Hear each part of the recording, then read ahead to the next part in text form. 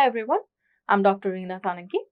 ఈ యొక్క సెషన్లో మనం సిలబస్ దాంట్లో ఉండేటువంటి కొన్ని విధానాలు whatever there is in geography that's what we are going to discuss it now. So it starts with the Indian geography. Before that, we need to understand whatever we are talking in the Indian geography, we're going to talk the same aspect, some of the aspect in the world geography as well. So in Indian geography, first physical geography comes the first. Here, the Himalayas and its geological formation. Before the formation of Himalayas, what is there? If somebody got that doubt, here we're going to get that answer in here after studying this. So the climate, vegetation, soil, biodiversity, as well as the physiographic divisions. Manamu వాతావరణం దాంట్లో జరిగేటువంటి మార్పులు, vegetation అని అంటే ప్రతి ఒక్క ప్రాంతంలో ఉండేటువంటి విధి విధానాలు, అంటే పంట పండేటువంటి విధానం, అక్కడ ఉండేటువంటి మట్టి, అక్కడ ఉండేటువంటి నేల ఏ విధంగా ఉంది, how the soil is there and how the biodiversity is there అనేది ఇలాగా వివిధ రకాలైనటువంటి ఆస్పెక్ట్స్ గురించి అర్థం చేసుకోవాల్సి ఉంటుంది. Physiographic divisions, how they got demarcated. Here we can see that there is a clear demarcation between the northern states and the southern states, how they got divided because of their placement, how they got divided, how they got located, and major passes. Here we have some kind of passes where the demarcation is done and how the places are divided. Their demarcation is also we're going to learn in this geography. Significance of Himalayas అనేవి ఒక strategic position లో ఉండడం జరిగింది. How they are placed there and how it is helpful for India and how it is playing a major role by protecting one of the borders in India for India, and how it is playing a major role in the security purpose or some other weather purposes as well. The Great Northern Plains and its geological formation and physiographic divisions. What do you mean by physiographic divisions and how they got formed? The climate and seasons. Because of the climate, there's a kind of changes in the climate and how the seasons are formed and how the changes in the seasons are formed. All these things we're going to learn. And the vegetation what we spoke here, is also same. The peninsular plateau and its geological formation. Behind everything, behind every mountain formation, behind every climatic change and the peninsular plateau, whatever the things that we are going to learn in the geography, we're going to learn how they got formed in here. And the central central highlands అనేవి ఎలా form అయ్యాయి, how the Deccan Plateau got formed, and the western Ghats ఎలాగా form అయ్యాయి, eastern Ghats ఎలాగా form అయ్యాయి, and the climate and geographic formation, how they got formed, and the soil and the biodiversity at some places, and it is very important. As we have seen in here, we have learned about this vegetation and soil which is located in the Himalayas. I'm not repeating the topics in here, but I'm talking about the soil and vegetation and the biodiversity which is seen in the Himalayas and the Great Northern Indian Plains and the Peninsula Plateau and different kinds of plateaus what are there, and the climate, geographic formation, soil and biodiversity in that places. That is what we are going to learn. Next, Indian desert and its significance. ఇండియాలో ఉండేటువంటి కొన్ని ఎడారులు వాటి యొక్క significance ఏ విధంగా ఉంటుంది అనే దాని గురించి నేర్చుకుంటాము. And coastal plains and islands, there geographical formation. Here the coastal plains అంటే ఏంటి, ఐలాండ్స్ అంటే ఏంటి? Islands, it is the land which is present in between where it is surrounded by the water in and around. ఆ land చుట్టూతా water తో surround చేయబడి ఉంటుంది కాబట్టి అలాగా ఉండేటువంటి ఆ యొక్క దీవి అని అనుకోవచ్చు. ఐలాండ్ ఎలాగా ఫామ్ అయింది దాని గురించి మనం నేర్చుకుంటాము. బయోడైవర్సిటీ, అక్కడ ఐలాండ్స్ లో ఉండేటువంటి కోస్టల్ ప్లేన్స్ లో ఉండేటువంటి బయోడైవర్సిటీ ఎలా ఉంటుంది, how the biodiversity is going to be there, and aquatic lifes అనేవి ఏ విధంగా ఉంటుంది, క్లైమాటిక్ చేంజ్ అనేది ఏ విధంగా ఉంటుంది అనే దాని గురించి మనం నేర్చుకుంటాం. Next comes the river systems అంటే ఏంటి? అంటే ఉండేటువంటి వివిధ రకాలైనటువంటి నదులు, దాని యొక్క ఫార్మేషన్ ఏ విధంగా ఉంది, రకరకాలైనటువంటి ప్రాంతాల్లో ఉండేటువంటి రివర్స్ ఏ విధంగా ఉన్నాయి అనే దాని గురించి నేర్చుకుంటాం అనమాట. This segment is all about the Indian reverse and the route. And from the northern side of the India to southern side, how many rivers are flowing and what is the significance of that? Himalayan rivers ఏంటి, దాని యొక్క variations ఏంటి, peninsular reverse ఏ విధంగా ఉన్నాయి, river basins and river bed గురించి మనం నేర్చుకుంటాము. Regional development of river side and planning and implementations. ఇక్కడ regional development of river side అని అంటే ఎక్కువ చూసినట్లయితే కనుక సిటీస్ కానీ, మేజర్ సిటీస్ కానీ ఇవన్నీ కూడా ఎక్కడ కన్స్ట్రక్ట్ అయి ఉంటాయి అని అంటే beside the water bodies where there is plenty of waters. Industries కానీ లేదంటే మేజర్ ఫ్యాక్టరీస్ కానీ they are located in and around the cities. Why they got located there, what made them to be there. So ఇలాంటి విషయాలన్నీ కూడా మనం నేర్చుకుంటాము. And when there are rivers, obviously we have to generate some kind of power there. So the power which is generated from the water, that is what we are calling it as a hydro power. Hydro power projects ఏ విధంగా ఉన్నాయి, major dams అనేవి ఏ విధంగా construct చేయబడ్డాయి, what are the major dams which are located on the river and their contributions. West flowing and east flowing rivers ఏంటి, ఇక్కడ this is west and east west flowing rivers, east flowing rivers ఏంటి, ఆ reverse యొక్క ప్రాముఖ్యత ఏంటి, what is the significance of those rivers. Interlinking of rivers and their roots. Here the river which is flowing in one direction, it is not going in that direction, it is getting interlinked with the another river also. ఇప్పుడు సంగమం అనే దాని గురించి మనం విన్నాం కదా, అలాంటి సంగమం అనేది ఎక్కడ జరుగుతుంది, ఇలాంటి వాటి గురించి కూడా మనం నేర్చుకుంటాము. క్లైమేట్. సో క్లైమేట్ అనగానే మనకి గుర్తొచ్చేది ఏంటి అని అంటే climatic changes. So that's what also we're going to learn in the upcoming lessons.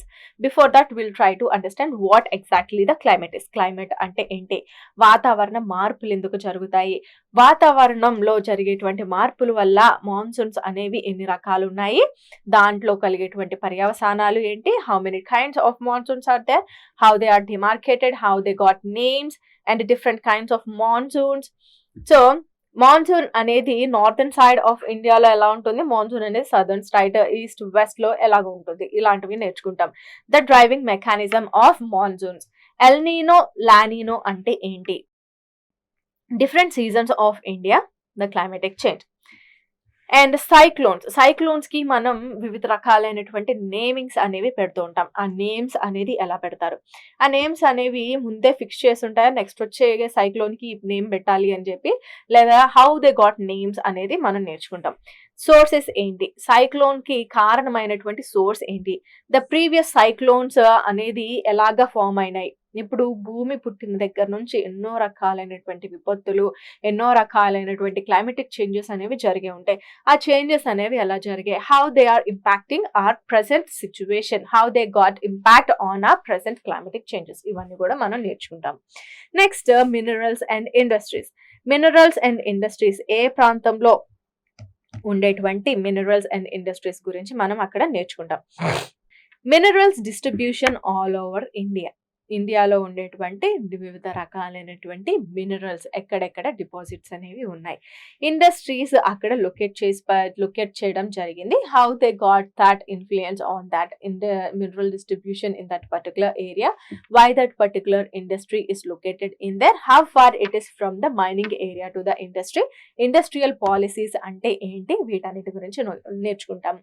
And the location, industrial location, and the classification, how the industries and minerals they got classification, and as per the availability of minerals yokka location ni base cheskoni classification of the minerals, we are going to learn about the impact on the Indian economy.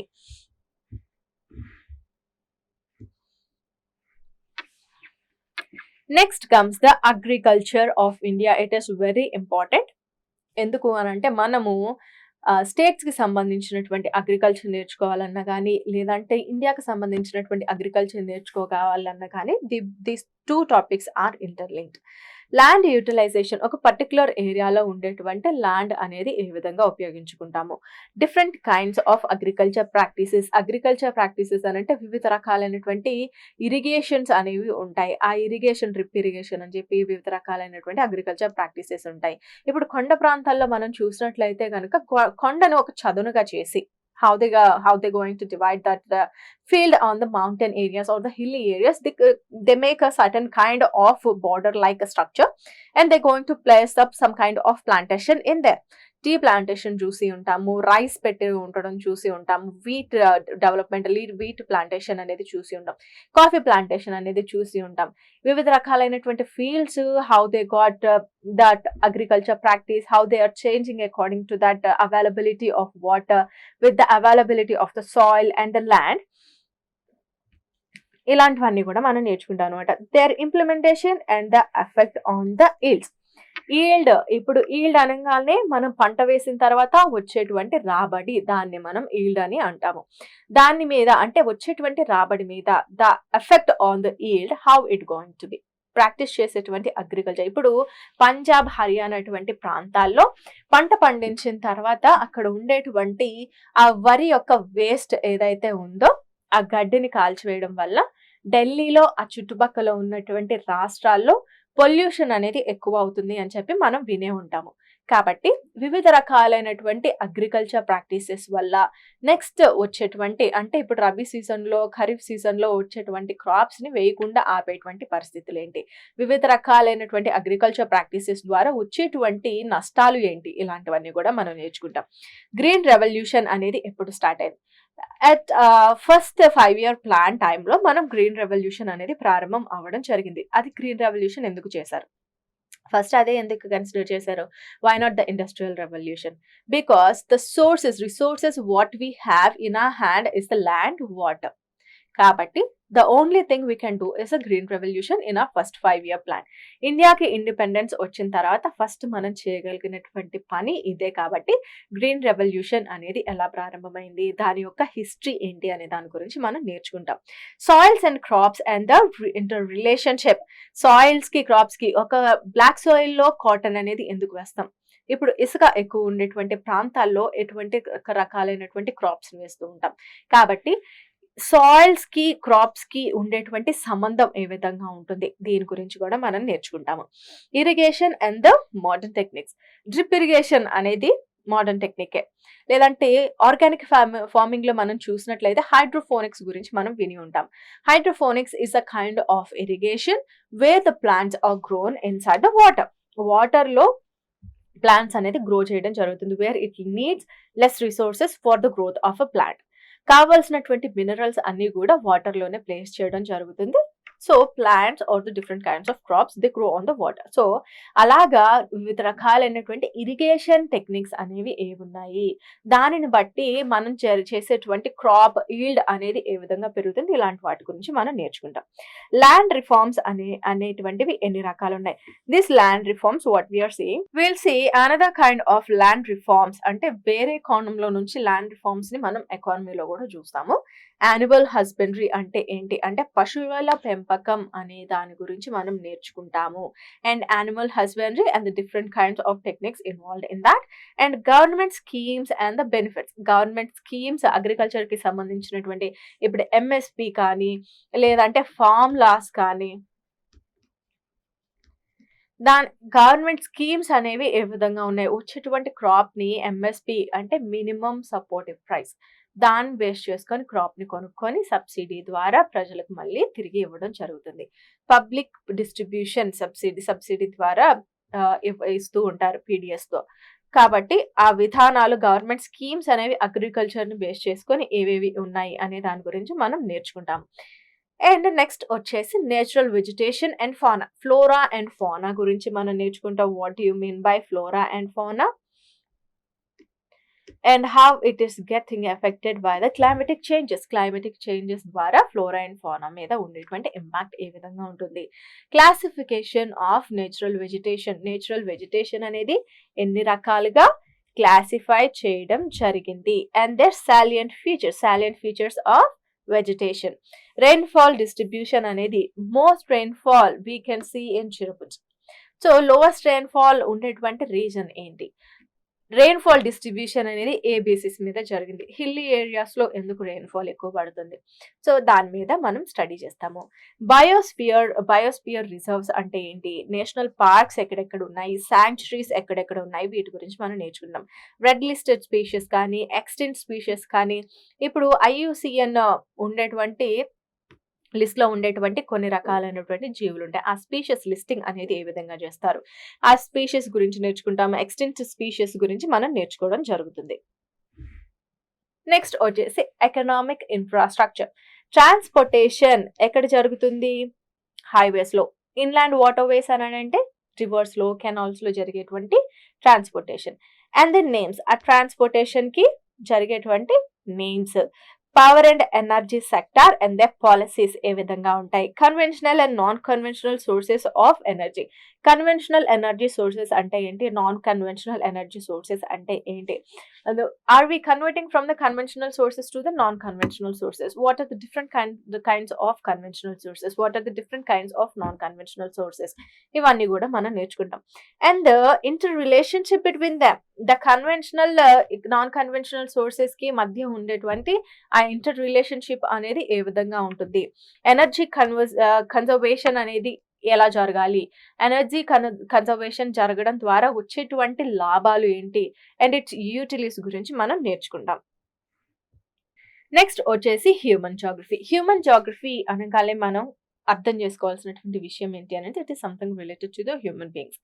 Demographics అని అంటే population యొక్క demographics అని చెప్పి ఆ పదం వినే ఉంటారు. Population distribution ఎలా ఉంది, ఏ ప్రాంతంలో ఓవర్ పాపులేటెడ్ గా ఉన్నారు, డిస్పాపులేషన్ యొక్క విధి విధానాలు ఎలాగ మారుతూ వస్తున్నాయి, ఇండిపెండెన్స్ వచ్చిన దగ్గర నుంచి ఇప్పటి వరకు కూడా పాపులేషన్ మైగ్రేషన్ ఎలా జరుగుతుంది, ఎక్కడ ఎక్కువ పాపులేషన్ ఉంది, అర్బన్ ఏరియా పాపులేషన్ ఎలా ఉంది, రూరల్ ఏరియా పాపులేషన్ ఎక్కడ ఉంది, ఎలా ఉంది, ఇలాంటి విషయాలన్నీ కూడా మనం నేర్చుకుంటాం. రీసెంట్ సెన్సస్ ఏ విధంగా ఉన్నాయి, వైటల్ స్టాటిస్టిక్స్ అంటే ఏంటి, దాని యొక్క క్యాలిక్యులేట్ చేసేటువంటి విధానం ఏంటి, డెమోగ్రాఫిక్ డివిడెండ్ అంటే ఏంటి, మోర్టాలిటీ రేట్, మార్బిడిటీ రేట్ అంటే ఏంటి, వీటన్నిటి గురించి కూడా మనం నేర్చుకోవడం జరుగుతుంది.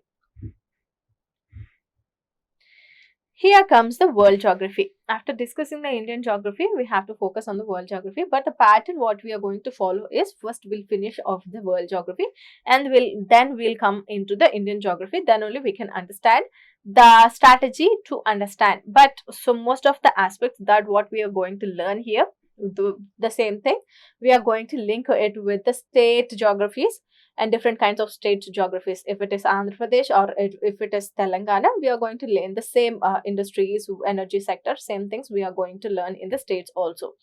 So India first world geography అర్థం చేసుకోవడానికి ప్రయత్నం చేసిన తర్వాత then we are going to understand the Indian geography as well.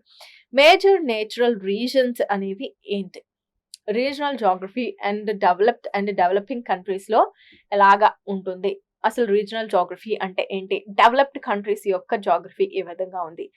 And what do you mean by geography exactly? Geography, geo అంటే ఇప్పుడు ఇండియానే తీసుకుందాం, దాని యొక్క జాగ్రఫీ గురించి చెప్పండి అని అంటే where exactly the India is located and how the India got different kinds of resources. World అనగానే same thing, different using different kinds of strategies like maps, graphs ఇలాగ ఉపయోగించి మనం నేర్చుకునేటువంటిది అనమాట. సో జియోమార్ఫాలజీలో ఉండేటువంటి ఆస్పెక్ట్స్ ఏంటి అని అంటే morphology it is nothing but the different kinds of aspects that we're going to see from the outside. పైన కనిపించేటువంటి ఆ మనిషి యొక్క ఆకారాన్ని మనం ఎక్స్ప్లెయిన్ చేయాలి అంటే సోషల్ మార్ఫాలజీ అని అన్నామంటే సంఘం దాని యొక్క మార్ఫాలజీ, దాని యొక్క స్ట్రక్చర్ ఏ విధంగా ఉంది, దాని యొక్క ఫంక్షనింగ్ ఏ విధంగా ఉంది అని చెప్పి. జియోమార్ఫాలజీ అని అంటే same thing, geo is nothing but the earth and how it is structure and how the structure of the earth it is and the different kinds of aspects involved in it. So first thing what we're going to learn in the physical geography, in geomorphology, the first thing what we're going to learn is origin of earth, how earth got formed. Different kinds of theories అనేవి ఉంటాయి. Big bang theory కానీ లేదంటే different kinds of celestial theories అనేవి propose చేయడం జరిగింది. Wear ఇక్కడ vacuum లో ఒక సిగార్ లాంటి స్ట్రక్చర్ అనేది ఫామ్ అయింది, అలాగా సాగుతూ ఉండడం వల్ల ఈ ప్లానెట్స్ అనేవి అన్ని ఫామ్ అయ్యాయి. ఇలా ఉంటుంది యూనివర్స్ యొక్క స్ట్రక్చర్ అని చెప్పి కొంతమంది చెప్తారు. ఫస్ట్ ఎర్త్ అనేది ఫ్లాట్ గా ఉందని చెప్పారు, తర్వాత సర్కిల్ లాగా ఉంది అని అన్నారు, ఇప్పుడేమో జియాయిడ్ షేప్ లో ఉందని చెప్తున్నారు. So different kinds of studies are there. How the shape of the earth is, how origin of earth happen, interior of earth అనేది ఏ విధంగా ఉంది అనే దాని గురించి మనం నేర్చుకుంటాం. మరి ఎర్త్ ని గమనించినప్పుడు మనకి కనిపించేటువంటివి ఏంటి? Different kinds of rocks, sedimentary rocks అని, ఇగ్నేషియస్ రాక్స్ అని, ఇలా డిఫరెంట్ కైండ్స్ ఆఫ్ రాక్స్ ఏంటి, వాటి యొక్క ఫార్మేషన్ ఏంటి, వాటి యొక్క లైఫ్ సైకిల్ ఏంటి, వాటి గురించి మనం నేర్చుకుంటాం. ఫోల్డింగ్ అండ్ ఫాల్టింగ్ అంటే ఏంటి, వాల్కనోస్ అండ్ ఎర్త్క్వేక్స్. ఇప్పుడు మనం ఇవన్నీ చదువుకుంటున్నాం కదా, క్వశ్చన్స్ అనేవి మనం ఎలాగా ఎక్స్పెక్ట్ చేయొచ్చు ఎగ్జామినర్ దగ్గర నుంచి అనేది మనం ఆలోచించినట్లయితే, ఆ యొక్క సంవత్సరంలో ఎగ్జామ్ జరిగేటువంటి కొంతకాలం ముందు ఏదైనా వాల్కనో ఎరప్ట్ అయిందా? ఇప్పుడు ఇండోనేషియాలో వాల్కనో ఎరప్ట్ అవ్వడం వల్ల చాలా మంది 13 మందికి పైగా చనిపోయారని చెప్పి మనం న్యూస్ లో విన్నాం. కాబట్టి వాల్కనోస్ గురించి క్వశ్చన్ అడిగేటువంటి అవకాశం ఉంది. ఎర్త్ క్వేక్ వచ్చింది పలానా ప్రాంతంలో, సో ఎర్త్ క్వేక్ మీద కూడా క్వశ్చన్ వచ్చేటువంటి అవకాశం ఉంది. వెదర్ అంటే ఏంటి and how the changes in the weather happens, దాని గురించి మనం నేర్చుకుంటాం. ల్యాండ్ ఫార్మ్స్ అంటే ఏంటి, different natural actions like fluvial, glacial actions ఏంటి, ఎలా జరుగుతాయి, వాటి గురించి మనం నేర్చుకుంటాం. Next comes the climatology. Climatology, it is the two terms which is actually explaining about the study of some climate. So atmosphere and its structure and composition. Temperature and pressure belts అంటే ఏంటి, wind systems ఎలా ఉంటాయి, clouds formation ఎలా జరుగుతుంది, different kinds of rainfall ఏ విధంగా ఉంటుంది, cyclones దాని యొక్క నేమింగ్స్, యాంటీ సైక్లోన్స్ అంటే సైక్లోన్స్ వచ్చేటప్పుడు కొన్ని పద్ధతులు మార్చి దాని యొక్క దిశలను మార్చేటటువంటి పద్ధతులు కనిపెట్టడానికి కోసం చాలా ఎక్స్పెరిమెంట్స్ అనేవి జరుగుతున్నాయి. దాని యొక్క ఇంపాక్ట్ తగ్గించడానికి డిఫరెంట్ స్టడీస్, రీసెర్చెస్ అనేవి జరుగుతున్నాయి. అవి ఏంటి? తర్వాత major climatic conditions, climatic types ఏంటి, క్లైమేటిక్ కండిషన్స్ ఏంటి, వాటి యొక్క క్యారెక్టరిస్టిక్స్ ఏంటి అనే దాని గురించి మనం చదువుకున్నాం. Next come the oceanography. ఓషనోగ్రఫీలో ఉండేటువంటి ఏంటి, ఓషన్ రిలీఫ్ అంటే ఏంటి, అండ్ ద టెంపరేచర్ అంటే ఓషన్ యొక్క టెంపరేచర్ పెరిగింది అనే దాని గురించి మనం వినే ఉంటాం. ఆ టెంపరేచర్ పెరగడానికి గల కారణం ఏంటి? క్లైమేటిక్ చేంజ్ కి ఓషనోగ్రఫీకి లింక్ ఉన్నట్టే కదా అక్కడ. కాబట్టి ఆ వాటర్ యొక్క వేడి పెరిగితే ఏమవుతుంది, వాటర్ ఎవాపరేట్ అవుతుంది, వాటర్ ఎవాపరేట్ అయ్యి క్లౌడ్స్ ఎక్కువ ఫామ్ అవుతాయి, ప్రెసిపిటేషన్ ఎక్కువ ఉంటే కనుక రెయిన్ఫాల్ అనేది కూడా ఎక్కువ ఉంటుంది. కాబట్టి ఆ విధంగా సాలినిటీ, సీ వాటర్ లేదా ఓషన్ కి ఉండేటువంటి సాలినిటీ తరుగుతుందా పెరుగుతుందా, పెరగడం వల్ల తగ్గడం వల్ల వచ్చేటువంటి మార్పులు ఏంటి, how it going to effect the vegetation of the ocean, ఇలాంటివన్నీ కూడా మనం నేర్చుకుంటాం. ఓషన్ డిపాజిట్స్ అంటే ఏంటి, ఓషన్ కరెంట్స్ అంటే ఏంటి, ఎల్ నీనో, లానైనా, దీని గురించి విన్నాం కదా ఇందాక రెయిన్ ఫాల్స్ ఆస్పెక్ట్ లో. So how they going to form, El Nino, La Nina, దీని యొక్క కాన్సెప్ట్ ఏంటి, వేవ్స్ అండ్ టైడ్స్, వీటి యొక్క ఫార్మేషన్ ఏంటి, different kinds of waves, different kinds of tides. ఇప్పుడు వేవ్ ఒక మోస్తారు లెవెల్ వరకు ఉంటే కనుక దాన్ని వేవ్ అంటాం, అదే కనుక మెజరబుల్ ఆస్పెక్ట్ మించి ఉంటే కనుక దాన్ని సునామీ అంటాం. Tsunami is nothing but the biggest wave, yes or no. So అలాగా వేవ్స్ అనేవి డిఫరెంట్ కైండ్స్ ఉంటాయి, వాటి ఎఫెక్ట్ ఏంటి, టైడ్స్ డిఫరెంట్ కైండ్స్ ఉంటాయి, వాటి యొక్క ఎఫెక్ట్ ఏంటి, వీటి గురించి మనం నేర్చుకుంటాం. బయోజియోగ్రఫీ అంటే bio, it is something related to the geography. Bio is nothing but the life, geography means study of earth. So soil and its origin, different kinds of soils ఉంటాయి, దాని యొక్క ఆరిజిన్ ఎలా జరిగింది, types, different kinds of types ఏ విధంగా ఉన్నాయి. Major biomes of the world, biomes అంటే ఏంటి, major biomes of the world ఎక్కడెక్కడ లొకేట్ అయి ఉన్నాయి, how they got that recognization as biomes గా రికగ్నైజేషన్ అనేది ఏ విధంగా ఉంది. ఎకోసిస్టమ్స్ అంటే ఏంటి, ఫుడ్ చైన్ అంటే ఏంటి, బయోడైవర్సిటీ అంటే ఏంటి, ఎన్విరాన్మెంటల్ డిగ్రేడేషన్ అంటే ఏంటి, ఎన్విరాన్మెంటల్ కన్జర్వేషన్ అనేది ఏ విధంగా జరుగుతుంది, వీటి గురించి నేర్చుకుంటాం. హ్యూమన్ జాగ్రఫీలో ఉండేటువంటి ఆస్పెక్ట్స్ ఏంటి అని అంటే మ్యాన్ అండ్ ఎన్విరాన్మెంట్, దాని యొక్క inter relation, the growth and development of inter relation between man and environment ఏ విధంగా జరుగుతుంది. పాపులేషన్ అంటే ఏంటి, వివిధ రకాలైనటువంటి పాపులేషన్ డిస్ట్రిబ్యూషన్, వివిధ రకాలైనటువంటి ట్రైబ్స్, వై పీపుల్ మైగ్రేట్, వీటి గురించి మనం నేర్చుకుంటాం. Economic activities like agriculture, manufacturing అంటే స్మాల్ స్కేల్ ఇండస్ట్రీస్ కానీ, లార్జ్ స్కేల్ ఇండస్ట్రీస్ కానీ ఇలాంటివి ఉంటాయి కదా! ఆ ఇండస్ట్రీస్ డిస్ట్రిబ్యూషన్ అనేది ఏ విధంగా ఉంది? మ్యానుఫ్యాక్చరింగ్ సెక్టార్ ఏ విధంగా ఉంది? ఇండస్ట్రీస్ ఎలా ఉన్నాయి? టెరిషరీ యాక్టివిటీస్ అంటే ఏంటి? దాని యొక్క డిస్ట్రిబ్యూషన్ ఏంటి? సెటిల్మెంట్స్ వివిధ రకాలైనటువంటి మనం చూసినట్లయితే డెజర్ట్స్ ప్రాంతాల్లో ఉండేటువంటి పాపులేషన్ డిస్ట్రిబ్యూషన్ కన్నా రివర్ సైడ్స్ ఉండేటువంటి పాపులేషన్ డిస్ట్రిబ్యూషన్ ఎక్కువ. వై? మైగ్రేషన్స్ ఏ బేసిస్ మీద జరుగుతాయి? సెటిల్మెంట్స్ ఏ బేసిస్ మీద జరుగుతాయి? అర్బనైజేషన్ అంటే ఏంటి? What are the effects of urbanization on rural areas? ఇలాంటివి నేర్చుకుంటాం. Functional classification of towns. టౌన్స్‌ని స్మాల్ టౌన్, బిగ్ టౌన్స్ లేదంటే సిటీస్‌గా, మెట్రోపాలిటన్ సిటీస్‌గా వీటి యొక్క డిమార్కేషన్ లేదంటే దాని యొక్క క్లాసిఫికేషన్ అనేది ఎలా జరుగుతుంది అనే దాని గురించి మనం నేర్చుకుంటాము. So here are the different aspects that's what we are going to learn in world geography and Indian geography. We're going to start with the world geography and we'll get into the Indian geography. After understanding the world geography, physical geography only, we can understand the Indian geography. నేను చెప్పేది విని మీరు notes రాసుకోవడానికి ప్రయత్నం చేసినట్లయితే కనుక there is no need of preparing your own notes here. Notes is also provided in here. So దాన్ని follow అయ్యి మీ ఎగ్జామ్‌కి వేరే రిఫరెన్స్ బుక్స్‌ని చూసుకోవాల్సిన అవసరం లేకుండా every is spoon fed here. So be alert whatever I'm teaching here. Please do have concentration while I'm talking about something. We are going to have a picture representation and how that El Nino, La Nina is formed and how it has some kind of impact on the climatic changes. What are the different kinds of climatic changes? ఇవన్నీ అర్థం కావాలి అంటే keep your standard book aside. Whatever the notes you're making, keep a map aside. Map అనేది లేకుండా మీరు geography అర్థం చేసుకోవడం అనేది చాలా కష్టం కాబట్టి we'll utilize whatever the resources we have and make it clear for every concept clarity మీద పనిచేసేటువంటి విధానం మేము ఫాలో అవుతున్నాం కాబట్టి we'll have a concept clarity for sure. Thank you for your time and we'll meet in our next session. Thank you.